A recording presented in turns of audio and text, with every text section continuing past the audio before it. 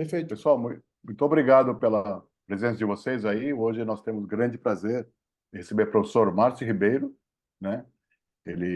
Obrigado pela gentileza, Márcio, por poder colaborar com o nosso programa, dando palestras. Pessoal, o currículo do Márcio, professor Márcio, é muito grande, mas eu faço questão de destacar, né, algumas coisas. Ele é de Alagoas, ele é professor associado do Instituto de Computação da Universidade Federal de Alagoas. Ele tem doutorado pela Ciência de Computação e mestrado em Ciência de Computação pela Universidade Federal de Pernambuco e fez o bacharelado dele em Ciência de Computação pela Universidade Federal de Alagoas. Ele recebeu vários prêmios, os destaques que eu faria. Ele foi membro do destaque do Projeto Pesquisa Brasil Test Center, em parceria com a Motorola, que uma proposta de doutorado, ele ganhou um prêmio, e a proposta de doutorado dele foi melhor do simpósio de doutorado na conferência UPSLA, que ele ganhou o prêmio John Lycides Award, foi o primeiro brasileiro a receber esse prêmio. A ferramenta que ele desenvolveu no doutorado recebeu o primeiro lugar na seção de ferramentas do CB Software em 2011. E tese de doutorado dele foi melhor em área de computação, no concurso de tese de dissertações. Além disso, foi publicado também em um livro publicado e editado pelo Springer. Algumas posições que ele já ocupou, ele foi vice-coordenador do programa do computação da Federal de Alagoas, foi coordenador geral do CB Software em 2014. Ele organizou um simpósio muito importante ISXNE, ICSE, em 2017, no tema de PhD and Young Researchers Warm-Up. Foi membro do Comitê de Avaliação Quadrienal na área de computação, na CAPES. Participou de comitê de programa em vários eventos internacionais. Ele hoje coordena a residência em desenvolvimento de sistemas e IA com o Justiça Federal de Alagoas, que ele estava contando agora, e que mostrou até agora uma economia de grandes recursos volumosos aos cofres públicos. Áreas de trabalho dele é engenharia de software, famílias e linhas e produtos de software. Ele também trabalha com engenharia de software empírica e refatoramento e testes. Ele tem artigos em periódicos, conferências nacionais e internacionais. Um destaque dele, ele foi idealizador e desenvolveu o aplicativo Aglomerações para registrar aglomerações de pessoas. Foi muito importante na época do Covid-19. Tiveram vários downloads, foi utilizado em praticamente toda a Brasil e também teve destaque em Portugal e Suécia. Márcio, eu acho que deve ter muito mais coisas, tá? E, por favor, fique à vontade. Agradeço demais de novo, tá? Por vir aqui com a gente. Muito obrigado, Vijay, pela introdução aí. Fico bem feliz de estar aqui com vocês. Para mim é uma honra participar de um seminário do INPE, essa instituição que tanto orgulha o nosso Brasil. Então, para mim é uma honra, Vijay, estar aqui com vocês, tá? É bem importante aí participar e contribuir de alguma forma com discussões interessantes aí no contexto de engenharia de software, mais especificamente na área de testes, né, que é o que a gente vai tratar aqui nessa palestra. Então, como o Vijay falou, meu nome é Márcio Ribeiro, sou do Instituto de Computação da Universidade Federal de Alagoas. Aí estão os meus contatos, pessoal. Quem quiser depois falar comigo, o e-mail é márcio@icufalbr, aí tem o Twitter, Instagram, etc. E hoje eu coordeno o Centro de Pesquisa em Engenharia e Sistemas, que é o Centro EASY, tá? Onde a gente faz projetos acadêmicos, né, com publicação dos artigos, etc., e também contribuições com a indústria, bem como com órgãos públicos, tá? É, eu estou olhando aqui para a tela, pessoal, os slides estão aqui na minha frente. Quando eu subir o meu pescoço assim, é porque eu estou olhando para uma TV onde estão vocês, tá? Mas vocês não estão com a câmera ligada, né? Era bom vocês, se vocês pudessem ligar a câmera, ia ser legal. Porque às vezes, quando eu estou dando uma aula assim online, e aí eu vejo um aluno fazendo uma careta assim estranha, é sinal que ele não entendeu alguma coisa, e eu já cutuco ele perguntando se ele não entendeu, para que a gente possa esclarecer de uma certa forma. Então, se puderem ligar as câmeras aí. Agradeço. É, Quem não puder, não tem problema nenhum, a gente prossegue dessa maneira, tá? Então, novamente, é uma honra estar aqui com vocês nessa instituição que orgulha o nosso país, o INPE, e eu eu vou falar um pouquinho sobre um tópico de testes, tá? E esses testes, pessoal, que a gente vai tratar aqui, não são testes automatizados, não são testes, por exemplo, em testes em linguagens de programação, tipo um JUnit da vida, ou um CUnit, um PyTest em Python. Então, a gente vai tratar aqui de testes em linguagem natural, tá? Em inglês, em português, ou seja, em linguagem natural, e a gente vai tratar desses caras aqui, mais especificamente na área de teste SMEL, tá? Então, quando a gente está lidando com código, por exemplo, a gente tem aquela ideia de code smell, né? O code smell é o quê? Você tem um código lá e ele não está cheirando muito bem, ou seja, ele funciona, ok, está funcionando, mas é um indicativo, por exemplo, de um mau projeto lá daquele código. De forma que há uma probabilidade futura desse código vir a ter problemas, tá? E aí, a analogia que a academia e a indústria têm feito hoje é no contexto de teste smell, que nada mais é que sintomas no código de teste que indica potenciais problemas, né, na implementação do teste, no seu projeto de teste, etc.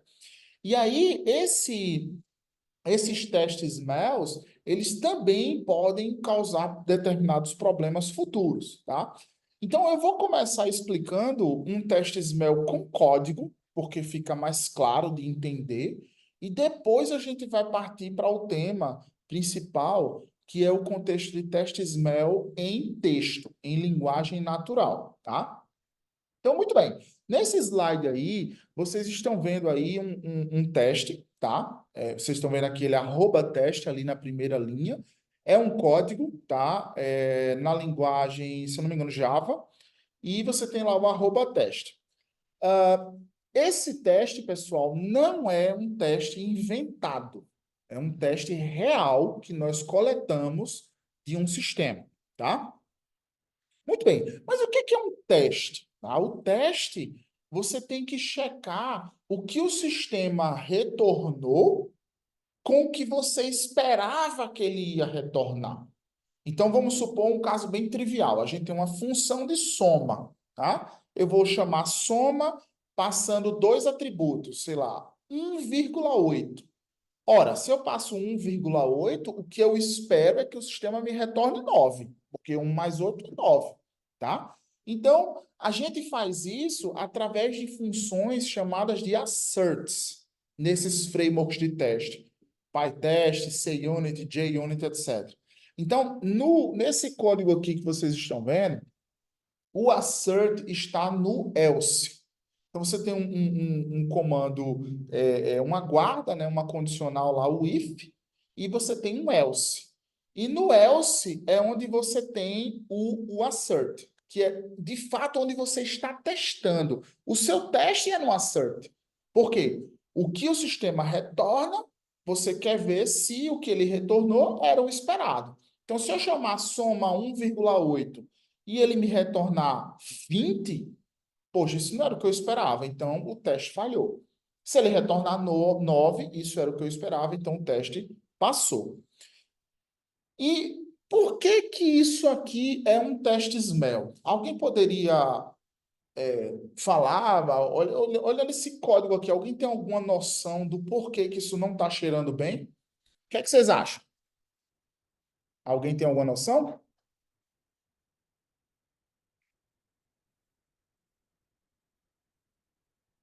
Alguém quer comentar? Não, né?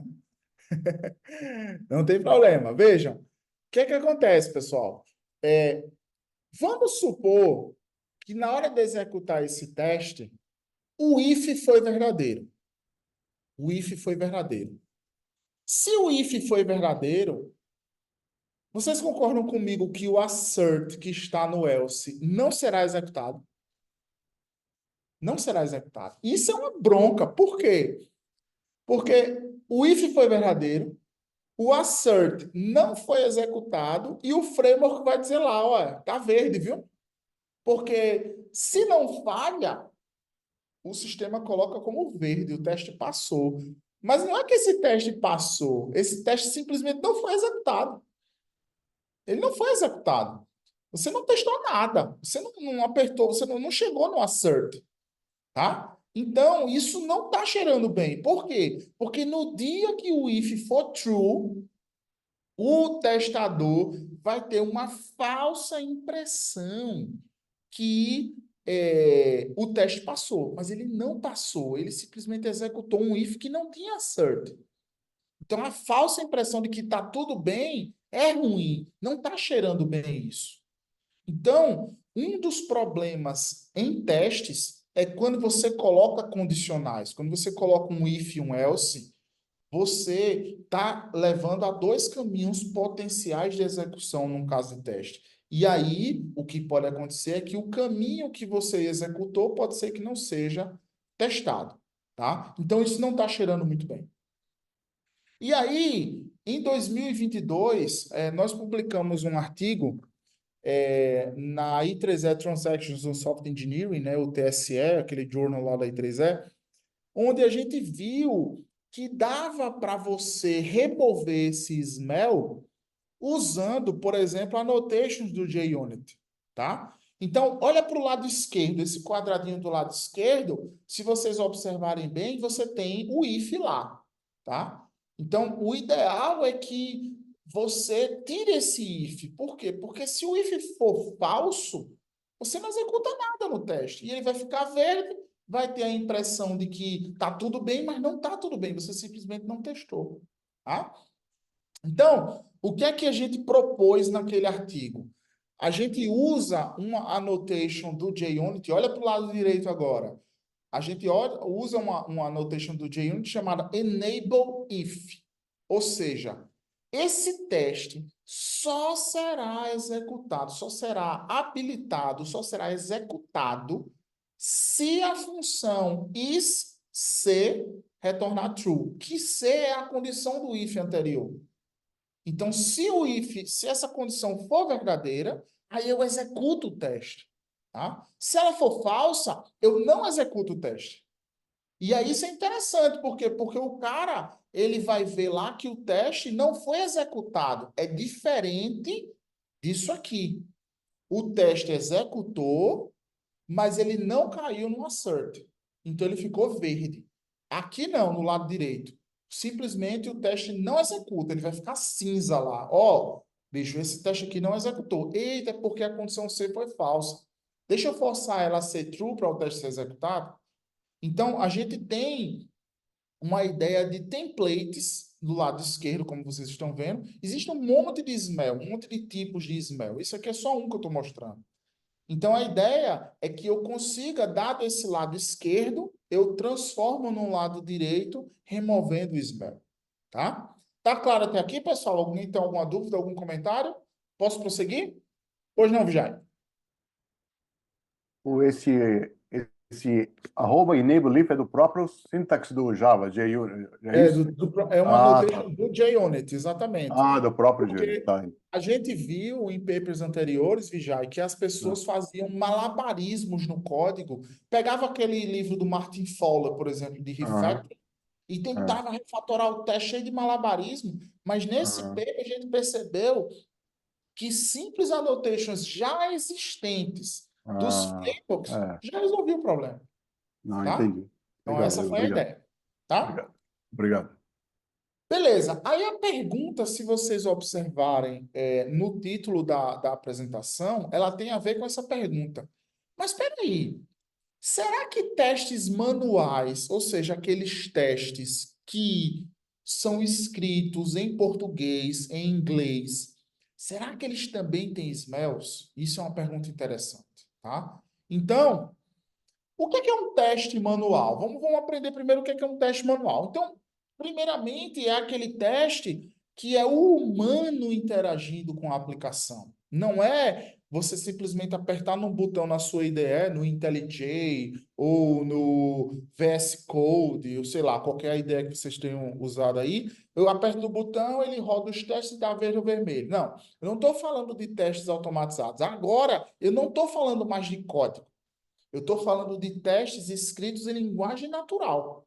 tá? E esses testes, pessoal, eles são geralmente feitos uma planilha Excel, uma planilha eletrônica, onde as pessoas colocam um texto lá, onde o humano vai ler aquele texto e vai interagir com o software. Ele vai digitar, vai clicar, vai checar e tal, tá? Então, quando é que testes manuais são usados? Geralmente, pessoal, o custo de você escrever testes automatizados é alto. Quem nunca ouviu falar aqui dessa frase? Não, a gente fez o software aqui e tal, e os testes a gente deixou para depois.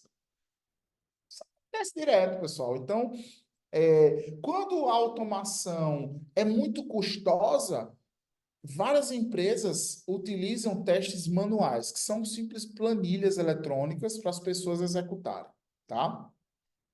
Esses testes manuais, eles são muito utilizados no contexto de sistema e testes de aceitação. Então, eu pego os requisitos aqui do sistema e eu vou ver se os requisitos foram satisfeitos ou não a posteriori à implementação do sistema, tá? Então, o teste manual, vamos combinar uma coisa nessa palestra. O teste manual, a grosso modo, é uma planilha que tem texto.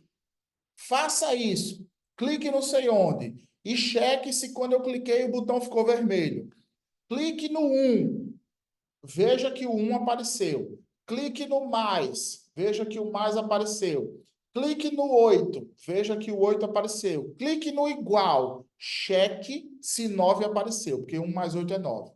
Se o 9 apareceu, o teste passou. Se apareceu 10, opa, esse teste falhou. Tá? Então, um teste manual é isso, certo? Então, aqui tem um exemplo de um teste manual, tá? Então, como é a cara mais ou menos de um teste manual que você vê nas empresas, etc. Você tem o nome do teste, que é aquela primeira linha ali. Então, o cara colocou printer, tá? Márcio, esse teste é inventado? Não, esse teste é um teste real do Ubuntu, tá? Do Ubuntu, do sistema operacional lá, Ubuntu, que usa o kernel do Linux. Preconditions. Quais são as pré-condições para eu executar esse teste? Então, aí está vazio, não tenho pré-condição nenhuma.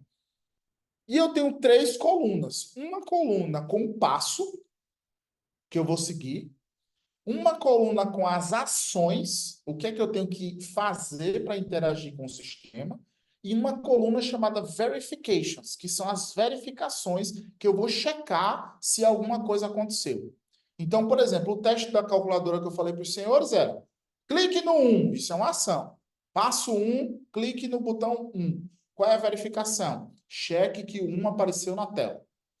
Passo 2, clique no mais. Cheque que o mais apareceu na tela. Passo 3, clique no 8. Cheque que o 8 apareceu na tela. Passo 4, clique no botão igual. Cheque que 9 apareceu na tela. Isso é um teste manual, como os senhores estão vendo aqui.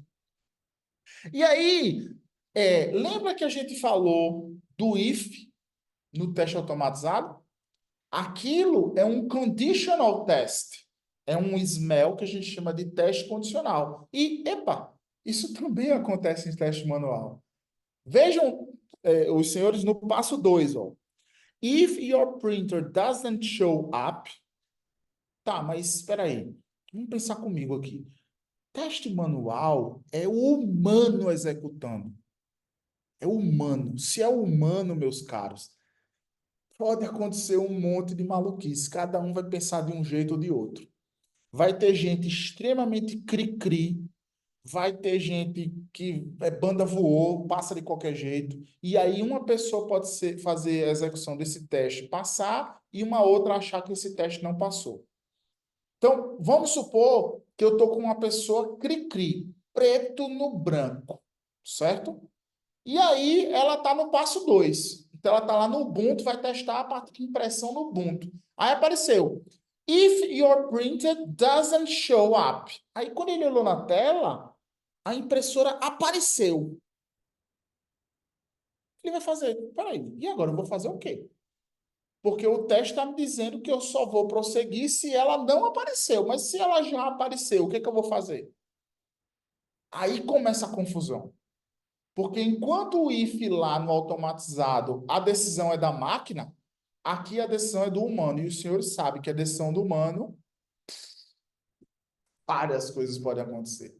Então, com esse if aí, a galera pode parar, pode prosseguir. Um cara vai dizer que o teste passou porque a impressora não estava lá. O outro vai dizer que o teste não passou porque a impressora estava lá. Um vai dizer que o teste é verde, o outro vai dizer que o teste é vermelho. Um caos. Então, a gente não quer esse tipo de situação. A gente não quer esses mel em testes manuais, tá? E quais são as implicações disso? Não determinismo. Tá claro o não determinismo aqui. Vai ter gente que vai dizer que eu devo prosseguir, vai ter gente que vai dizer que não deve prosseguir. Cobertura. Por exemplo, se eu botar um grupo de pessoas para executar o teste, vai ter gente que vai dar uma cobertura diferente da outra. Reliability, ou seja, a confiança. A manutenção disso também é complicada, porque você vai ter que contactar o design de teste, blá, blá, blá, blá, blá, blá. Então, SMEL em teste manual também existe. Então, a gente está aqui para tentar resolver esse tipo de problema, tá? E por que a gente deve se importar com isso? Ah, mas peraí, pô, é texto. Por que eu vou me importar com isso, né? Isso é relevante? Ou a gente deveria se preocupar somente com testes automatizados? Isso é relevante? Tá? Então, essa é uma pergunta que a gente poderia fazer. E aí, me permitam, os senhores, me permitam a minha ousadia, tá? Eu fui perguntar para o ChatGPT. ChatGPT, me diga uma coisa. Você pode me dizer números acerca do uso de teste manual e do uso de teste automatizado? E aí ele disse, numa survey feita por um relatório anual, que é chamado de World Quality Report, ele disse que as organizações têm 80% de esforço em teste manual e apenas 20% do esforço em teste automatizado. Então, a grosso modo, o que é que o ChatGPT está querendo dizer aqui? Que a cada 10 testes escritos no mundo, 8 são manuais e 2 são automatizados. Então, essa pergunta aqui está respondida. A gente precisa se preocupar com isso, porque a quantidade de teste manual nas organizações é uma quantidade gigantesca. Mas a gente sabe que esse cara alucina, não é verdade? Aí eu fui procurar no Google por esse danado desse relatório aí para ver se era isso mesmo, tá? Eu não achei o de 2020, que é um relatório anual, mas eu achei esse aqui de 2017 e 2018, foi até interessante, porque a gente pegou épocas diferentes. O de 17 e 18 dizia assim, olha, basicamente o nível de automação ainda é baixo, abaixo de 20% dos testes. Está batendo com o que o ChatGPT disse. Não convencido, eu fui procurar outro relatório, agora o de 2021 e 2022, que seriam dados mais atualizados. E ele fala até pior, né? Que uma média entre 15% e 20% dos testes são automatizados. Tá? Então, de fato, we should care, né? We must care about this. A gente tem que se preocupar, né, com os testes manuais, porque de fato as organizações realmente utilizam pesadamente testes manuais. Tudo bem, pessoal? Todos confortáveis até agora? Tudo bem com os comentários? Algum comentário até agora? Não. Por favor, eu não sei como é a dinâmica aqui, Vijay, mas eu gosto muito de interagir com os meus alunos. Eu fico, nas aulas, eu fico andando pela turma, bato aqui no cara, ei, deixa aquele negócio ali, fala isso aqui, isso aqui. Então, quem quiser comentar qualquer coisa, tá? Pode me interromper, sem problema nenhum. Sim. Não, até mandei uma mensagem para eles se puderem abrir câmeras, até tomei a liberdade de falar para vocês, podem ser dinâmico, pode ser, em vez de esperar terminar a palestra, fazer Ah, com perguntas, a gente certeza. pode conversar. Já que Com certeza. interrompi, Por eu favor. vejo que testes manuais podem ser utilizados, mas minha preocupação com a disciplina, né, de gerar testes, porque tem que documentar muito melhor, né? Eu sei que está usando o spreadsheet, tudo, porque para possibilitar a repetição, por exemplo, né? Eu sei que Uhum. dá para usar muito casos de uso para fazer esses testes manuais para garantir que o software está funcionando. O que você acha desse negócio de documentação? Eu estou com medo de informalidade. Sim. Então, em relação à informalidade, as empresas têm que tomar cuidado, e eu já participei de alguns projetos com essas empresas, e aí existe o design do teste, né? Um cara que é específico para lidar com esse tipo de coisa e não permitir quaisquer testes, digamos assim, informais, usando a sua palavra. Então, o cara, o projetista do teste, ele vai ter que estar de olho nessa situação. E você tocou num ponto interessante aí também, Vidiay, que é o seguinte: é, veja, não é que teste manual é bom e automatizado é ruim, ou vice-versa, tá? Ou vice-versa. Por quê? O ideal é que você use o teste que seja mais interessante para aquele tipo de bug que você quer capturar, tipo de coisa que você quer observar. Por exemplo, teste de regressão que você precisa repetir ele muitas vezes. O ideal é que ele seja automatizado, tá? Porque você altera o código, você aperta no botão e executa aquilo ali. Teste de estresse, de carga, você vai ter que estressar o sistema. Eu trabalhei num projeto, por exemplo, que a gente fazia um celular ligar para o outro de sexta à noite até segunda de manhã. A gente deixava ele ligando para o outro sexta à noite e na segunda-feira a gente chegava e ia olhar lá. Aí um dos celulares que estava recebendo a ligação dava um estouro lá no log dele, um monte de problema que aparecia. Então, isso aí tem que ser automatizado. Não dá para você botar uma planilha para o cara ficar sexta à noite, sábado de manhã, sábado à tarde, domingo de manhã à tarde, para ele ficar executando. Porque ele vai executar, sei lá, 200 vezes, ao passo que um automatizado ele vai executar 2 milhões de vezes, né? Mas, por exemplo, eu vou testar a usabilidade do sistema, eu vou testar se os requisitos estão realmente de acordo com o que foi implementado. Aí o teste manual se encaixa melhor, entendeu? Então a gente Tá. também tem que tomar cuidado para não ficar defendendo o lado A e o lado B, quando na verdade ambos têm suas vantagens e desvantagens, né? Então, só um parênteses aqui, Vidya, eu sou professor Ah, de estrutura de dados, da disciplina de estrutura de dados aqui há ah, muitos anos, gosto muito de PAA também, aquela parte de algoritmos e tal, e eu sempre falo com meus alunos, estrutura de dados é uma disciplina é, de muitos altos e baixos, que você acha que uma estrutura é suprassumo de tudo, ela vai resolver tudo, mas chega lá na frente ela tem um monte de problema que outra resolve, né? Então aqui é a mesma coisa no contexto de vantagens e desvantagens, tá? Não sei se tá, eu respondi a perfeito. pergunta, desculpa se eu viajei demais. Não, não, tá certo. Beleza. Então, continuando, o que foi que a gente notou, pessoal? A gente notou, na verdade, um buraco de pesquisa no contexto de testes MELs em testes manuais, tá? Então, esse gap aí, esse buraco, foi um gap de 10 anos. Aí eu peço desculpas para aquela frase, né, Vijay, to the best of our knowledge.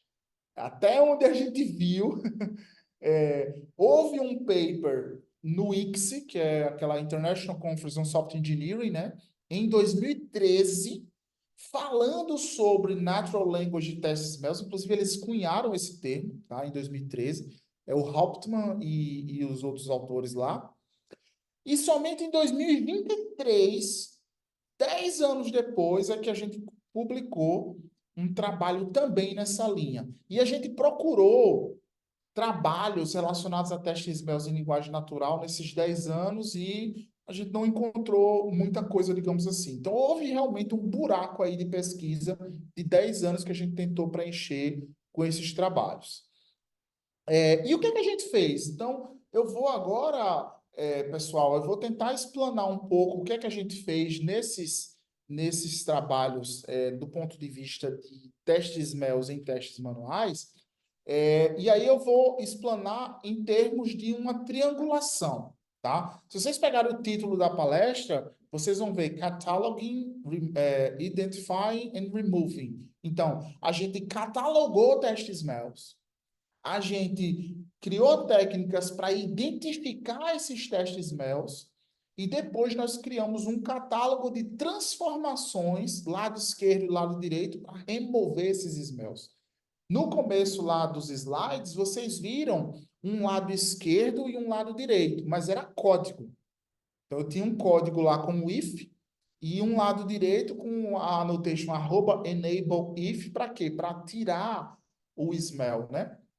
A gente fez da mesma forma, só que para texto, certo? Então, no começo foi até bem esquisito, assim, a gente criar um lado esquerdo para texto, como é que é isso, né? Como é que eu vou casar um padrão para eu transformar num lado direito? Então, a gente teve que criar um micro, não vou nem chamar de formalismo, tá, Vijay? Peço desculpas, mas é um micro formalismo para a gente tentar fazer essas transformações, tá? Então, a palestra agora vai seguir esses três itens, nessa triangulação aí. Vamos primeiro catalogar, depois a gente vai identificar esses smells e depois a gente vai remover, tá bom?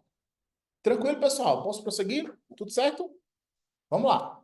Então, primeiramente, com a parte de catalogação, o que é que a gente fez? A gente fez um estudo exploratório em testes manuais, obviamente. A gente está tratando aqui de testes manuais, planilha, texto, lembram disso? E aí nós tivemos acesso aos testes de três corporações, digamos assim. Corporação não, mas tudo bem.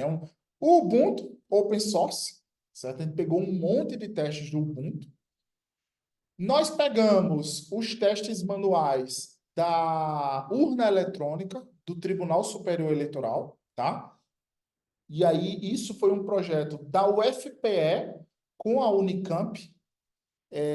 Mas por que a UFAL ficou envolvida também nesse contexto? Porque eu era co-orientador do aluno que fazia doutorado na UFPE, então meio que a gente entrou no projeto por essa co-orientação. Mas eu queria deixar registrado que foi um projeto da UFPE com a Unicamp, tá? E de uma fabricante bem grande no mundo de smartphones, que a gente não pode falar o nome por motivos de NDA, tá? Então a gente pegou esses testes manuais do Ubuntu e também vou ressaltar aqui que todos os testes que estão presentes nesses slides são do Ubuntu, porque é o único que é open source que eu posso mostrar, tá? Nem o da urna, nem da empresa eu posso mostrar, tá? Então a gente fez esse estudo exploratório. Nós pegamos o paper anterior do Hauptmann, a gente identificou lá os smells que ele dizia que eram smells, nós entendemos se eles eram ruins ou não, e nós criamos novos smells que ele não tinha catalogado em 2013, tá? E contamos as frequências, certo? Então, nessa parte de catalogação, a gente tem, como eu falei, o Ubuntu, a urna eletrônica e a empresa lá, fabricante de celulares. A gente viu que no Ubuntu tinham 973 testes, government no caso da urna eletrônica, foram 136 testes, e da indústria, que é esse parceiro aí da indústria de fabricante de celular, 898 testes, totalizando 2.007 testes, tá? Só que assim, a gente não teve braço para analisar o texto de 2.000 testes. Então, o que a gente fez? A gente fez por amostra, né? A gente fez uma amostra e a gente analisou 110 testes do Ubuntu, 74 da urna eletrônica e 134 da indústria. Tá? Esse foi o nosso espaço amostral aí para a gente analisar. E aqui estão os smells que a gente catalogou. Eu não vou lembrar direito o número, mas eu vou mostrar 7 ou 8, se eu não me engano. Dos 7 ou 8, 2 eram já do Hauptmann, 2013. Outros são criações nossas que a gente identificou, tá? Então, aqui estão esses smells. O que são esses smells aí? O que são eles? O primeiro é o Unverified Action. Observem, pessoal, o passo 7. Passo 7. Vocês estão vendo que tem um texto na coluna Actions, mas não tem texto na coluna Verifications. Então, isso é uma ação que não tem verificação, tá? E aí, isso é muito ruim, tá? Isso é muito ruim. Lembra do teste que eu falei? Por exemplo, imagina que você tem uma função de teste no teu JUnit, no teu CUnit, no teu PyTest, o que quer que seja, e você não coloca um assert. Se você não coloca o assert, você não está testando nada. Porque o assert é que verifica se o que veio do sistema é o que você esperava. Então, esse smell, ele se assemelha a testes que não têm assert. Vamos ver. Vamos voltar para o teste da calculadora. Clique no 1. Veja que o 1 apareceu na tela. Clique no mais. Veja que o mais apareceu na tela. Esse veja que apareceu na tela é a verificação. Clique no 8. Verifique que o 8 apareceu na tela. Clique no igual. Silêncio. Porque não tem nada. E aí, eu faço o quê? Apareceu um palhaço pulando na tela, um GIF de um palhaço pulando. E aí, eu faço o quê? Aprova ou não aprova? Não tem nada falando, eu vou fazer o quê? Eu posso aprovar ou eu posso reprovar. Posso dizer, apareceu um palhaço, eu vou aprovar. Não, não apareceu, apareceu um palhaço, não era isso que eu estava esperando, eu posso reprovar. Mas você não tem nada do que você estava esperando, porque você tem uma verificação vazia. Tá? Então, isso é um problemaço em testes manuais. É como se você tivesse um assertionless, né? Você não tem assert. Então, nesse exemplo do Ubuntu, e novamente eu reforço, pessoal, todos os testes que eu vou mostrar aqui são testes reais, não é teste inventado. Então, clique on a random message. Aí, novos elementos aparecerão embaixo da mensagem. Vou olhar, ó. Eita, apareceu embaixo da mensagem. Ok. Aí eu vou para o passo 6. Clique on the same message. Vou clicar na mesma mensagem. Cliquei. Additional elements disappear. Elementos adicionais desapareceram. Ok. Click one more time on the same message. Vou clicar mais uma vez na mesma mensagem. Bom, e agora eu faço o quê? Não tem nada, tá? Então, isso é um smell muito sério. A gente precisa fazer com que os testes possuam verificações. Tudo bem? Legal, pessoal? Se Mas alguém aí, não tiver... Pois não. só desculpa interromper. Não, mas aí não entra, por exemplo, você falou 9 não apareceu. Mas para eu fazer teste, eu sei que é esperado 9. Se não aparecer, eu não posso dizer que alguma coisa está errada? Da mesma forma aqui deveria aparecer alguma coisa, porque estava esperado pelo menos, ou não? Sinceramente, Vijay, eu vou responder da seguinte forma para você. Eu não É. sei. Tá Porque legal. assim, eu cliquei uma vez na mensagem, Entendi, cliquei de novo e cliquei uma terceira vez, eu sei lá qual é o comportamento do sistema. Eu não entendi, sei. Entendeu? Pode entendi. ser que um testador mais experiente e tal, ele vai olhar, Tá. não, isso aqui passou, porque apareceu. Realmente tinha que aparecer isso, porque na última reunião eu vi não sei o quê, tarará. Ah, Então, entendi. realmente. Mas e se o cara não for experiente, entendeu? Tá, entendi. Ou for uma pessoa, Vijay, e essas Tá, pessoas existem, e eu talvez seja uma delas, aquele cara preto no branco, meu amigo. Tem que certo. estar daquele jeitinho. Se não tiver, eu não vou para frente, entendeu? Então tem esse tipo de gente também, Não, tá? tá certo. Pois não, alguém, doutor Luan, é Luan o teu nome? É, Luan. É Luan, né? Só que eu não sou doutor, não, pô. Pelo amor de Deus, Mas sou. os meus alunos chamam tudo de doutor, bicho, aí eu fico com essa mania. Desculpa. Ah, Vai um lá, dia, manda quem agora. sabe. Então, eu queria só entender aqui, por exemplo, nesse caso que você deu do clique, né? One more time. Se você clica lá na mensagem e não aparece nada, e você identifica que não tem uma verificação, o que que faz, assim, nessas horas? Então, Só um... aí é como eu estava falando, aí vai muito do feeling do testador, né? Tem testador que vai dizer, olha, eu não sei o que é que eu estou esperando, vou abortar esse teste e vou perguntar para alguém o que é que tem que ser feito aqui. Ou, pela experiência dele, ele clicou mais uma vez, não apareceu nada, era isso que ele esperava mesmo, porque ele leu o requisito não sei quando, então ele prossegue. Então, depende digamos assim, vamos supor que, vamos supor não, vamos fechar aqui que depende um pouco da experiência do testador. Mas isso causa não determinismo. Por quê? Porque um cara pode dizer que esse teste passou e outro pode dizer que não passou. E aí, você vai com quem? É humano, não é mais uma função que você chama ela, ela te retornou e você checou. É humano. Tá entendendo? Então, não determinismo é perigosíssimo. Porque uma pessoa vai dizer que sim, outra vai dizer que não.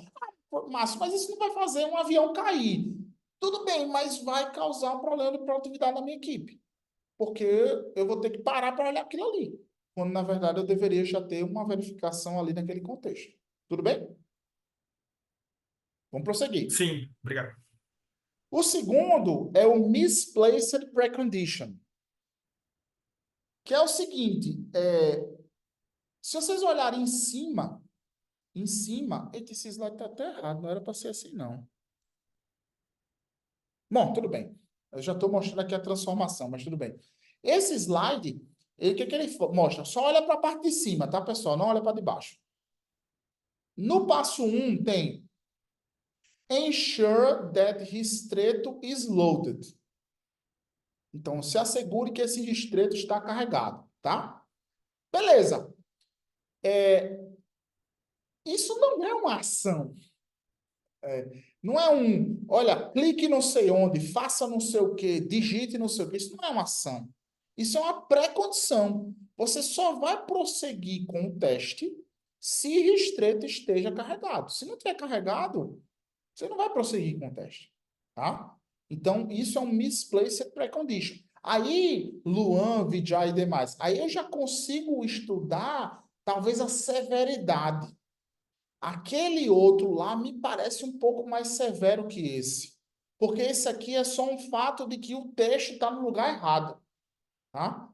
Não é bem o outro. O outro não, o outro causaria um problema maior, tá? Então, não sei. A gente tá, eu vou, inclusive no último slide, Vijay, eu vou colocar como próximos passos que a gente está fazendo nessa pesquisa, que é avaliar a severidade desses smells. Quais smells realmente causam uma bronca pesada e quais são uma questão de designzinho ali ou acolá, tá? O outro, misplaced action, mesma coisa. Você tem um verbo ali na direita, ó, open some windows. Bicho, open some windows não é uma verificação. Isso é uma ação. Então, você tem que botar isso na coluna de ação e não na coluna de verificação, tá? Misplaced verification. Também, ó. No passo 2 ali em cima, você tem click the advanced tab. Verify that. Bicho, verify that não é uma ação, isso é uma verificação. Isso tem que estar do lado direito. Tá? Então, mais uma vez, esses smells de misplaced me parecem que não são tão nocivos assim, tá? Mas é uma suposição, certo? É uma suposição. A gente, como cientista, a gente, como pesquisador, né? A gente tem que testar a hipótese, né? Então, a gente vai fazer um experimento, né? E eu vou falar um pouquinho mais desse experimento lá no final para checar se esses caras realmente são nocivos ou não. Eager action. Esse eu já acho isso aqui meio chatinho também. O eager action, pessoal, nada mais é que no mesmo passo você tem um monte de ação, certo? Olha o passo 3 aí. Select the print to file, enter Firefox PDF, select your home folder e click on print. Foram 4 ações em um passo só. Beleza. Aí o testador profissional, ele vai olhar lá, ele vai fazer os 4 passos e tal, beleza, barará, e vai dar certo. Tudo bem. Mas vai ter pessoas ou vai ter casos que o cara vai fazer isso, vai clicar no seu, vai selecionar não sei o quê, e vamos supor que tem 6 passos. 6 passos não, 6 ações no mesmo passo. Vamos supor que quando eu cliquei não sei onde, selecionei não sei o quê, e cliquei não sei onde, deu um problema. Pode acontecer, não pode não? Cliquei ali, digitei não sei o quê, quando eu cliquei, mas faltava 3 ações ainda. Aí você vai dizer, olha, o teste falhou no passo 3. Certo, mas o passo 3 tem 6 ações, meu amigo. Qual dessas ações ele quebrou? Qual é a rastreabilidade disso, né? Se eu disser para o meu design de teste ou coisa do tipo, olha, cara, o teste Firefox /Firefox 006 falhou no passo 3, tá? Certo, mas qual ação do passo 3 ele falhou? Tem 4 aqui.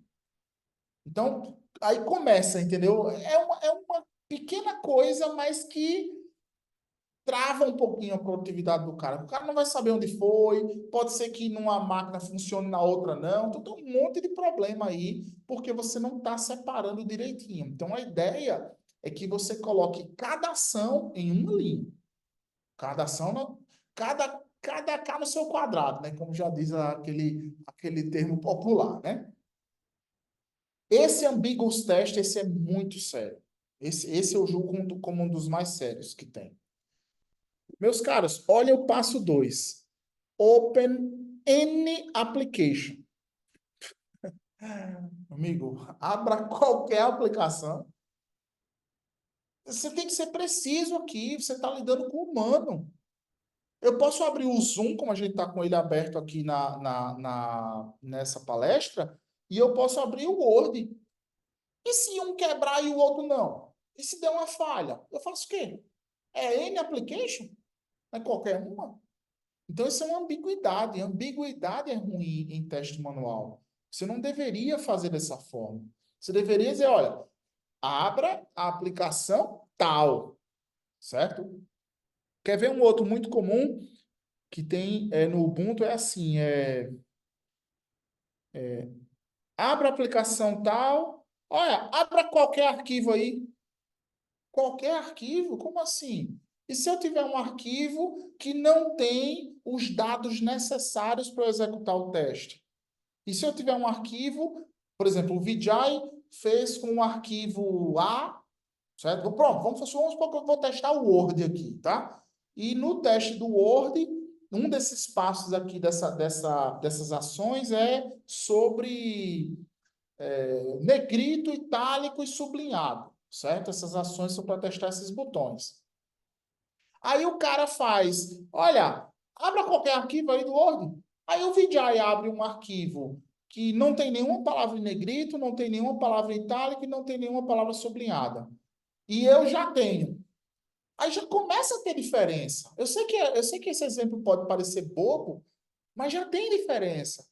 E quando tem diferença e você bota o humano na jogada, num teste ambíguo, podem ter certeza, meus caros. Um cara vai dizer que o teste passou, outro cara vai dizer que o teste não passou. Certo? E aí, esse exemplo, Vijay, já me perdoe, a gente já fala com uma certa propriedade. Por quê? Lembra do experimento que a gente vai fazer no futuro sobre a nocividade desses smells? A gente já fez um piloto justamente com esse smell. Meu amigo, é um caos.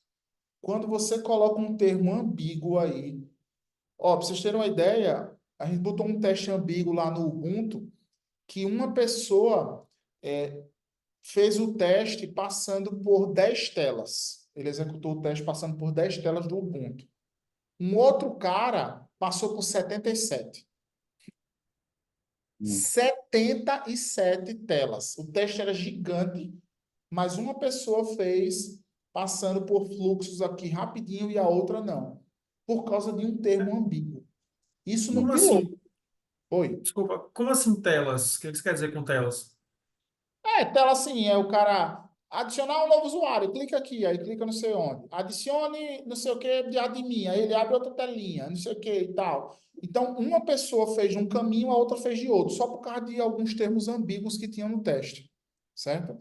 Como N, aproximadamente, um número menor. Menor que o quê, meu filho? Me especifique. É humano agora que está testando, né? Imagina você dizer para o computador, olha, checa aí se está menor. A primeira coisa que o computador vai perguntar, menor que quê, meu filho? Ou você faz um if x menor. Menor que o quê? Menor que y, menor que 10, menor que -1, não é verdade? Então, ambiguidade é bronca. Então, esse aí, vocês estão me escutando, pessoal? E leva a não determinismo, né? Deu uma travada, desculpa. É. Não, a ambiguidade leva a não determinismo. Você não consegue ter um. Exatamente. Exatamente. Então, a gente, de fato, já estamos testando esse cara com alguns pilotos, a gente está vendo que esse aqui é bronca, tá? E o conditional test, que é aquele que a gente discutiu anteriormente, né? Que é aquele ifzão lá, que pode levar também ao não determinismo, dado que se a condição não for satisfeita, vai ter testador que vai prosseguir, vai ter testador que não vai prosseguir, tá? Então, esses foram os smells que nós identificamos, que nós estudamos, tá? Beleza, mas e as frequências deles, né? E as frequências?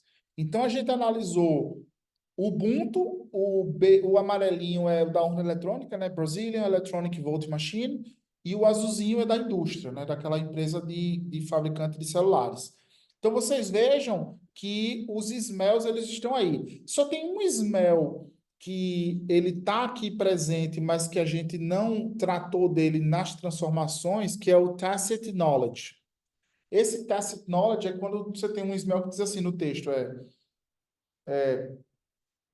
clique não sei onde e verifique que o OBVJ está aceso. Danado é OBVJ. Isso é um termo tácito, é um termo que o cara tem que estar lá dentro para saber o que é. Então, se você pega um testador novato, ele não vai saber o que é aquilo, ele não vai saber prosseguir. Então, esse tacit knowledge é importante que o cara diga o que é, o que são essas siglas, por exemplo, para o cara não travar e não saber prosseguir com o teste, tá? Então, vocês veem aí um pouco das distribuições dos smells que nós encontramos nesses elementos, tá? E aí, beleza, mas tá, Márcio, mas você está falando aqui de coisa, digamos assim, suposições da cabeça de vocês. Isso aqui é um experimento que vocês fizeram. Mas e o que que os caras pensam? O que os profissionais, o que que eles pensam disso, tá? Então, em alguns estudos, nós fizemos uma pergunta para eles, né? A gente mostrava os smells para esses testadores profissionais aqui.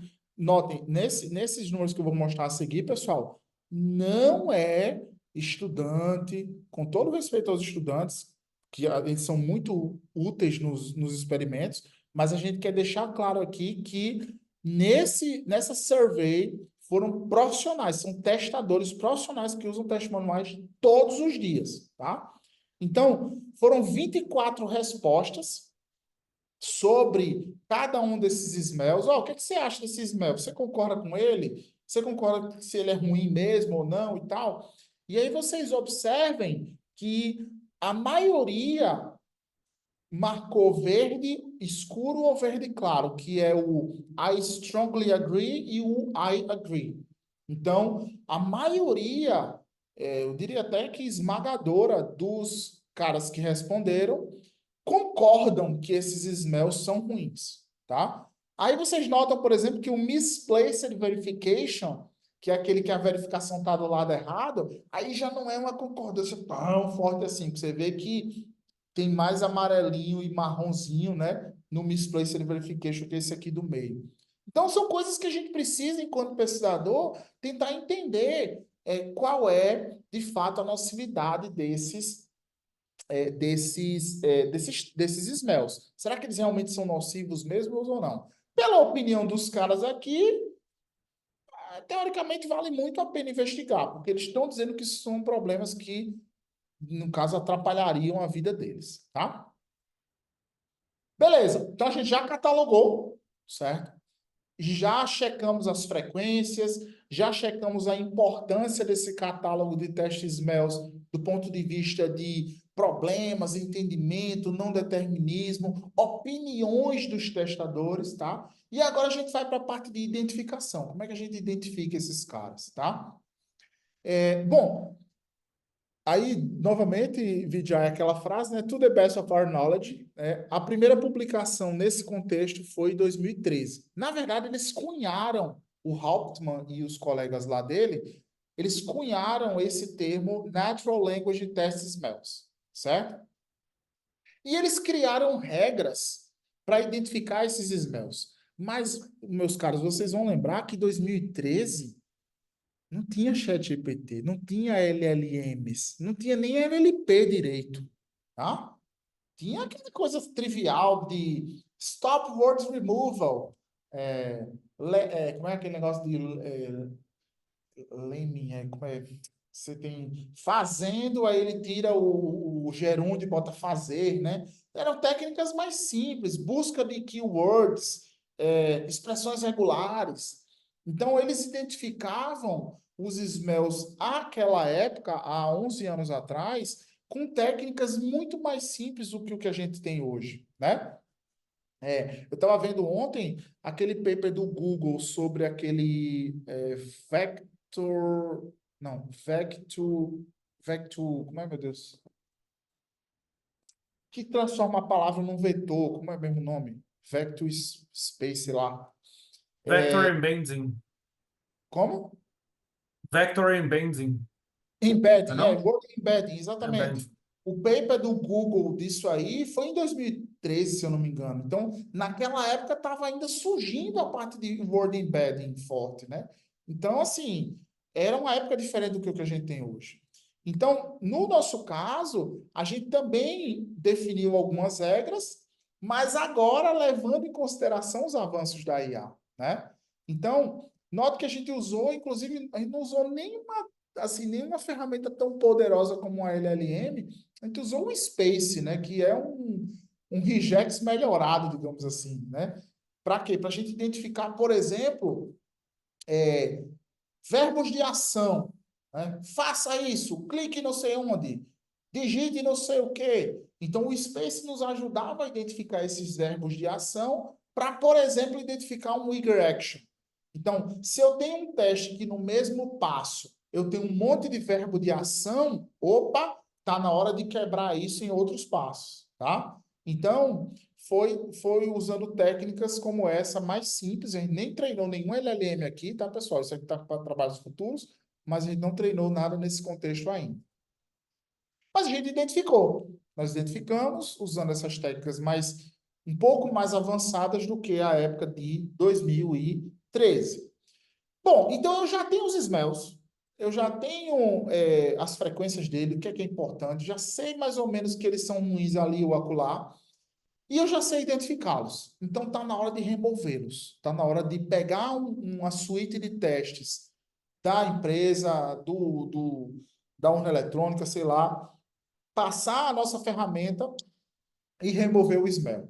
Então, basicamente, no contexto de remoção, nós estamos trabalhando primeiramente com pattern matching, ou seja, com casamento de padrão. Com casamento de padrão, eu tenho um lado esquerdo e um lado direito. O lado esquerdo, eu estou dando exemplo aqui com código. Se você tiver algum código que casa com o lado esquerdo, como é que casa com o lado esquerdo? Você tem um arroba teste, um void, esse T é uma metavariável, então pode ser um teste qualquer, teste de soma, abre uma chave, tem um if, C é uma condicional qualquer, if x menor que 10, esse x menor que 10 casa com esse C, abre uma chave, tem um statement dentro desse if, fecha uma chave, fecha outra chave. Se eu tiver um teste que casa com esse padrão esquerdo, eu automaticamente transformo, eu refatório esse código para o lado direito. Então, a ideia de remoção é com casamento de padrão. Tudo bem, pessoal? Dá para entender isso? Tranquilo? Beleza. Aí, tá, mas com código, beleza. Eu tenho metavariável e tal, mas em texto, como é que eu faço isso? Então, isso foi um desafio que a gente pegou de início, mas a gente terminou fazendo algo bem parecido, né? Primeiro, a gente precisa de um template, tá? Então, a gente definiu que um teste T, ele tem uma expressão booleana P, que é a pré-condição, assegure que restreto está carregado. Isso pode ser uma expressão booleana, que é true ou false, uma pré-condição é verdadeira ou falsa.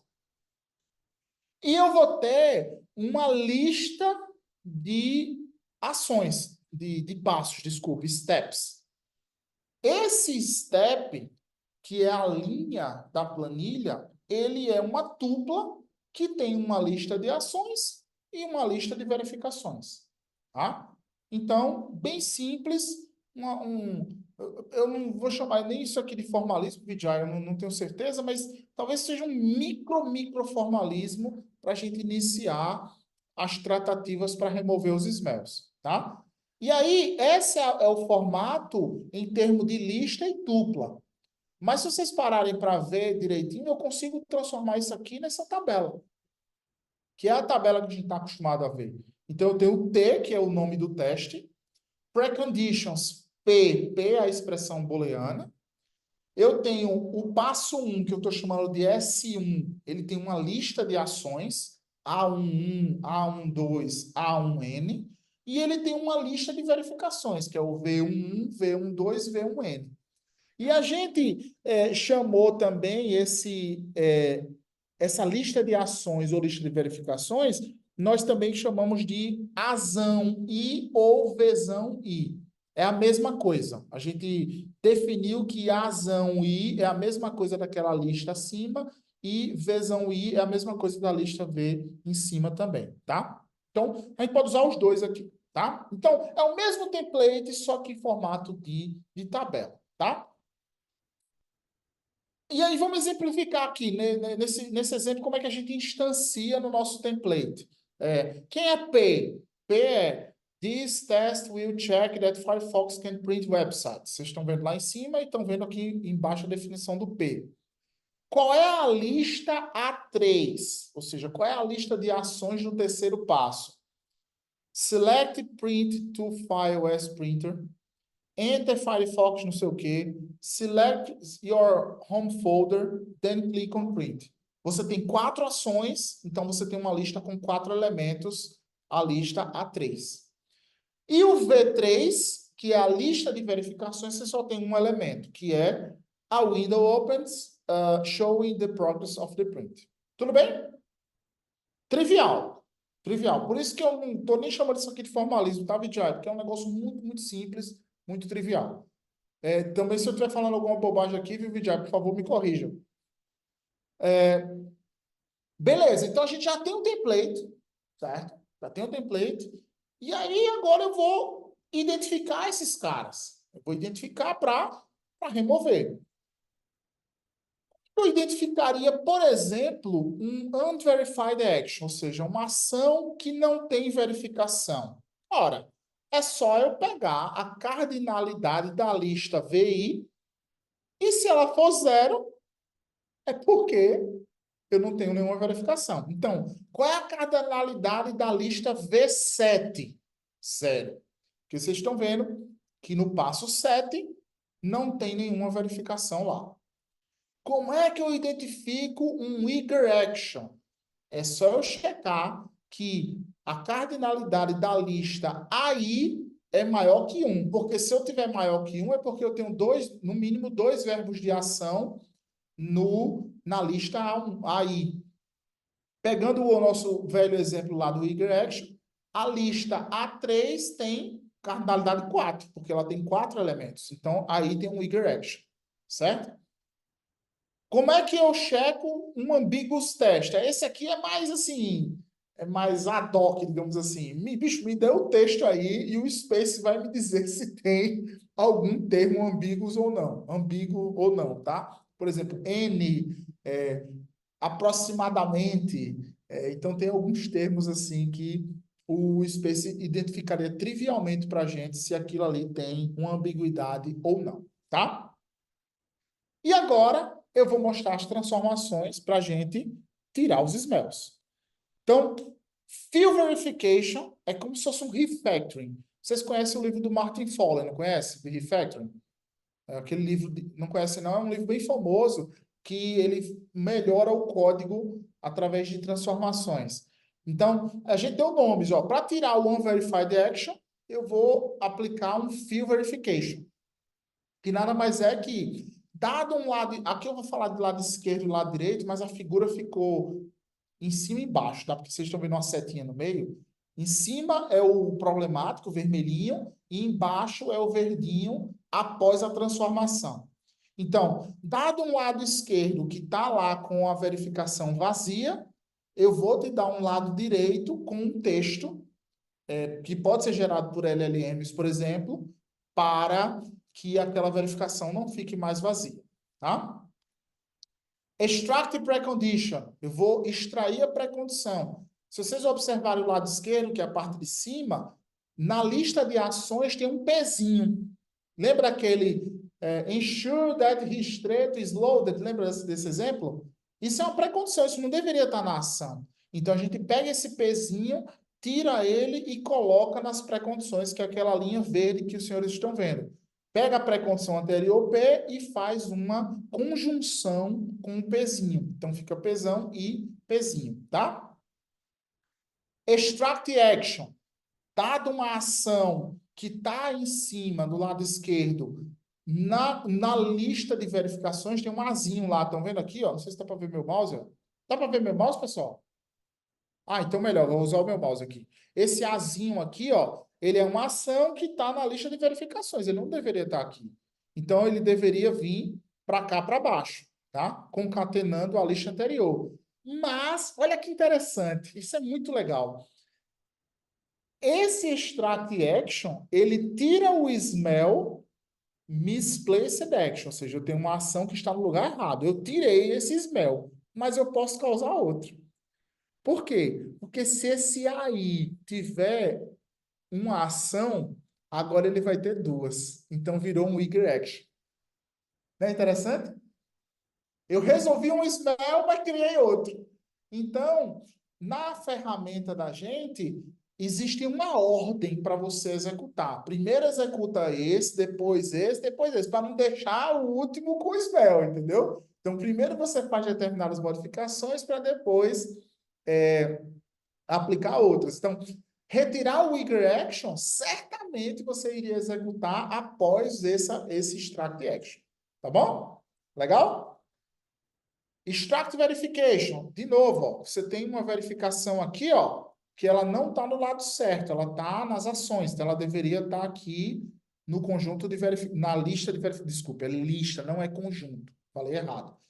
Conjunto não tem ordem, lista tem ordem. Aqui tem que ter ordem, senão se você executar o teste em ordens diferentes vai dar problema, tá? Então, aqui eu pego o Vzinho e coloco na lista de verificações. Separate actions. Lembra do eager action, quando você tinha um monte de ação aqui, ó, num só passo? Você tem um passo SI, que tem uma cacetada de ações aqui. Então, o que é que você faz? Você quebra e coloca em linhas diferentes essas ações, em linhas diferentes. E aí você pode causar o quê? Esse é um outro refactoring, uma outra transformação, que causa outro smell. O smell que ele causa é o unverified action, ó. Porque eu não vou ter, esse aqui vai ficar vazio, esses caras, ó. Então eu preciso o quê? Rodar o field verification no final, depois dessa transformação aqui.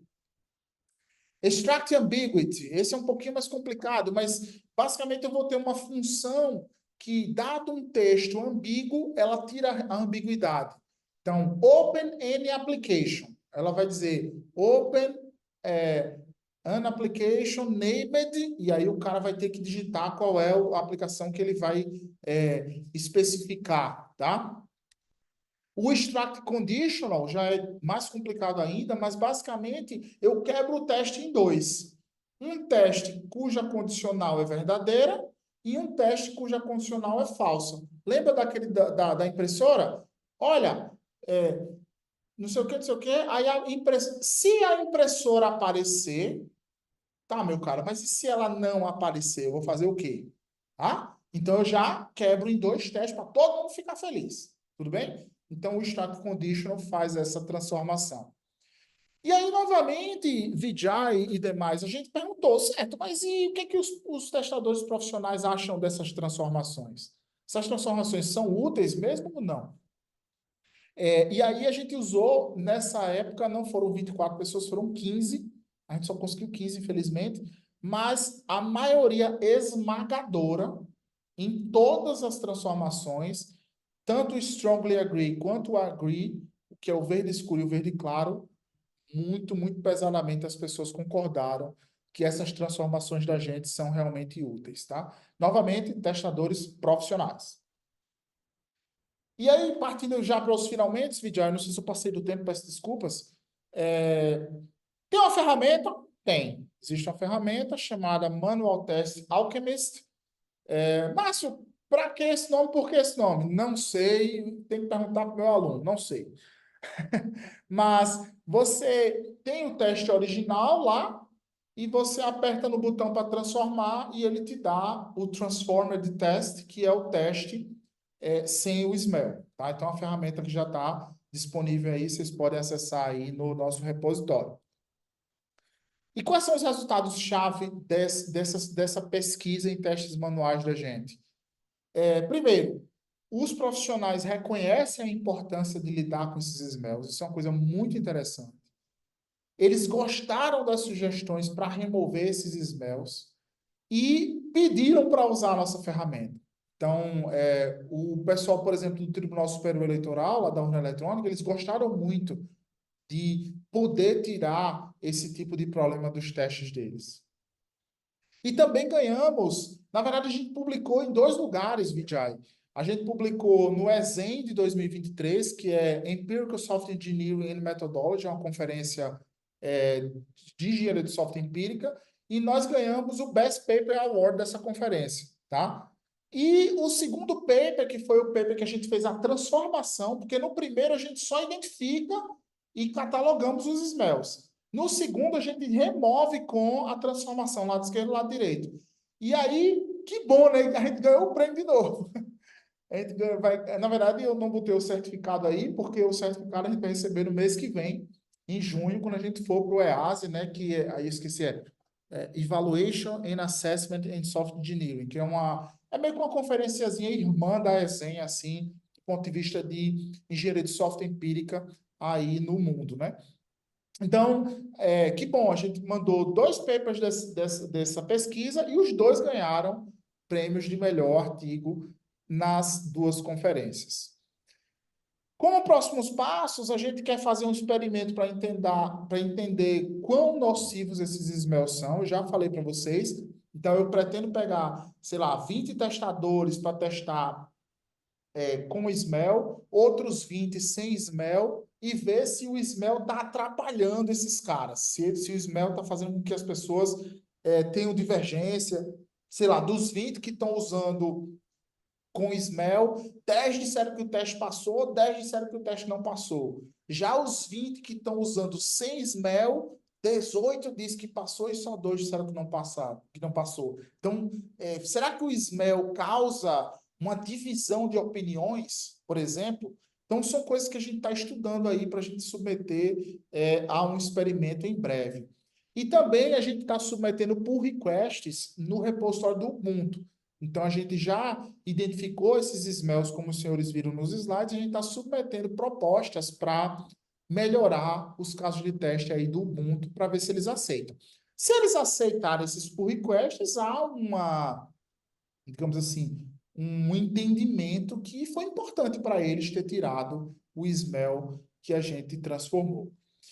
E é isso, meus caros. Eu queria agradecer a oportunidade de estar aqui com vocês. Espero que vocês tenham gostado aí da pesquisa e estou aberto a perguntas. Muito obrigado. Obrigado, Márcio, mais uma vez aí por ter aceitado o nosso convite, participar e compartilhar suas experiências de pesquisa com a gente. Como eu falei, o INPE, a área de computação aplicada é muito dirigido às missões do INPE, né? E por isso que eu acho importante expor para variedade de aplicações, para o próprio benefício dos alunos que vão prestar concursos aí em várias oportunidades. Muito boa a sua palestra. Eu trabalho muito mais com testes baseados em modelos, né? A gente transforma modelos, state charts para máquina de estados e gera testes, etc. Agora a gente Fantástico. está trabalhando priorização de testes usando cadeia de Markov, né? Quando determinado sequência de teste fica grande, às vezes a empresa, alguém não tem tempo suficiente ou recursos suficientes para testar todos, a gente priorizaria. Ainda a gente está em evolução, a gente fez uma revisão sistemática.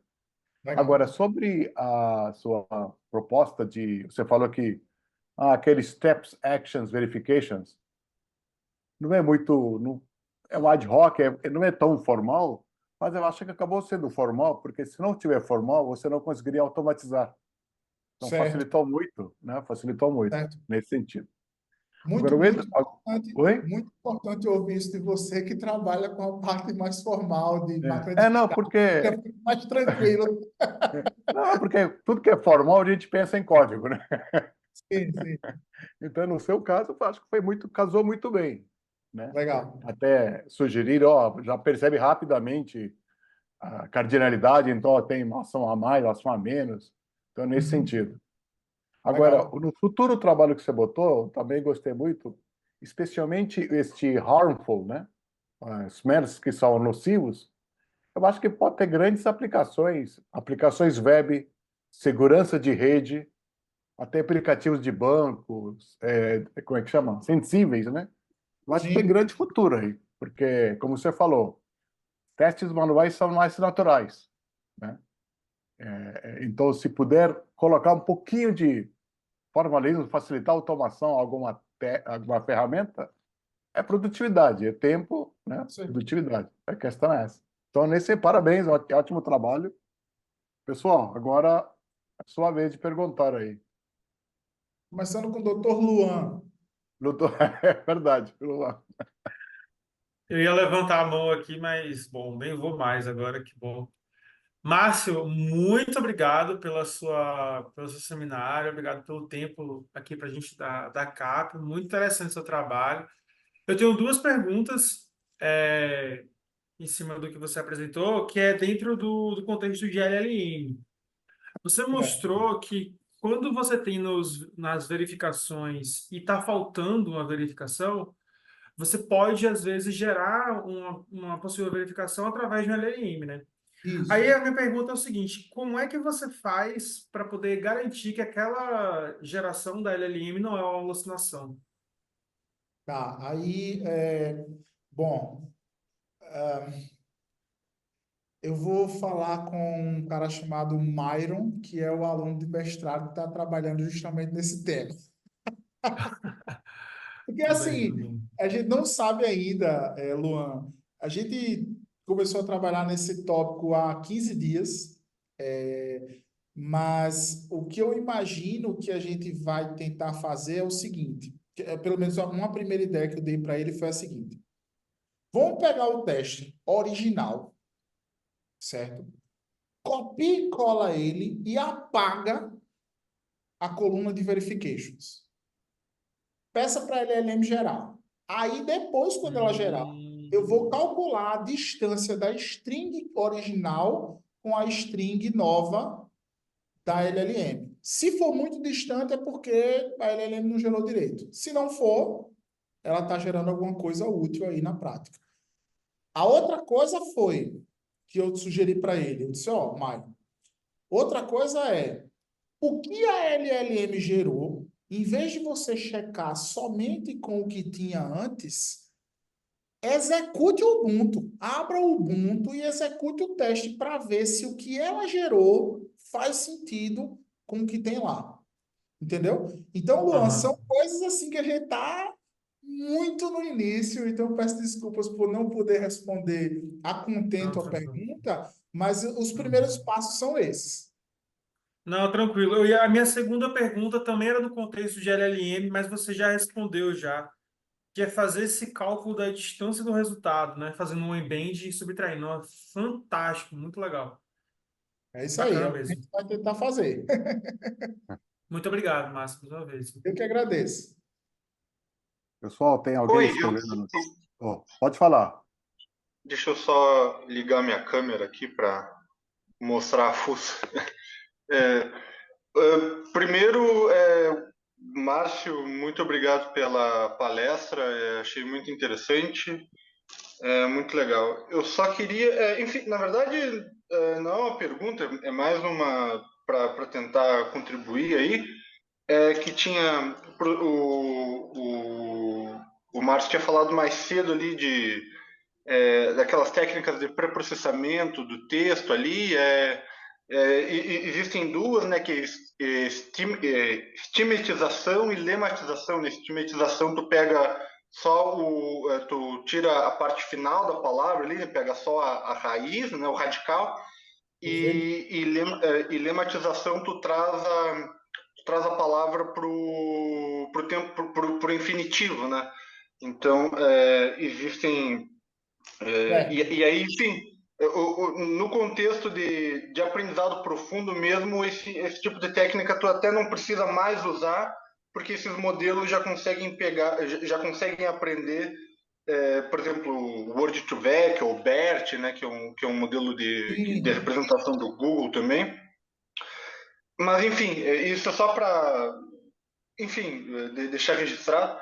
E eu só queria dizer ali, com essa questão aí de eu utilizar os LLMs, caso ajude aí na pesquisa, existe uma técnica que hoje em dia que o pessoal utiliza muito, que chama RAG, que é Retrieval Augmented Generation, que é, em vez de tu treinar tu fazer o ajuste fino do teu LLM pro teu problema, no caso aí para geração dos testes, tu consegue, como isso custa muito caro para tu continuar o treinamento do modelo, tu especializar ele por fine tuning, tu consegue dar um conjunto,